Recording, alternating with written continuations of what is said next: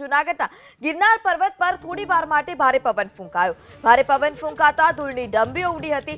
આ આંધી મોબાઈલ કેમેરામાં કેદ થઈ છે. જાણકારોના મતે ઉનાળામાં મધ્ય ભાગમાં પર્વત પર સવારના સમયે આ પ્રકારના દ્રશ્યો સર્જાતા હોય છે. જોકે આ આંધીને કારણે રોપવે સેવાને કોઈ અસર નથી થઈ.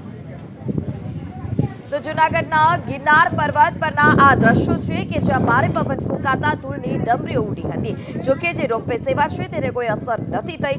તો આ દ્રશ્યો પ્રવાસીઓ જે આવ્યા હતા તેઓએ તેમના મોબાઈલમાં કેદ કર્યા હતા અને ભારે પવન ફૂંકાતા ધૂળની ડમરીઓ પણ ઉડી હતી અને ખાસ કરીને આ પવન ફૂંકાતા રોપવે સેવાને કોઈ અસર નથી થઈ. અથવા તો એવું પણ કહેવામાં આવે છે કે જે ઉનાળાનો સમય હોય છે ત્યારે સવારના અરસામાં આ પ્રકારે ધૂળની જે ડમરીઓ હોય છે તે ઉડતી હોય છે. ત્યારે જે પ્રવાસીઓ કુદરતના સાનિધ્યમાં પહોંચ્યા હતા તેઓએ આ તમામ દ્રશ્યો કેમેરામાં કેદ કર્યા.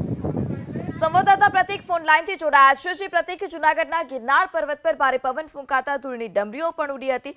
શું વધારે માહિતી? બિલકુલ, જૂનાગઢ ગિરનાર પર્વતની વાત કરીએ તો આંધી ફૂંકાઈ હતી. આંધી ફૂંકાવાના દ્રશ્યો સર્જાયા હતા. વહેલી સવારના આ દ્રશ્યો થયા હતા. પ્રવાસીઓ પોતાના કેમેરામાં કેદ કર્યા હતા.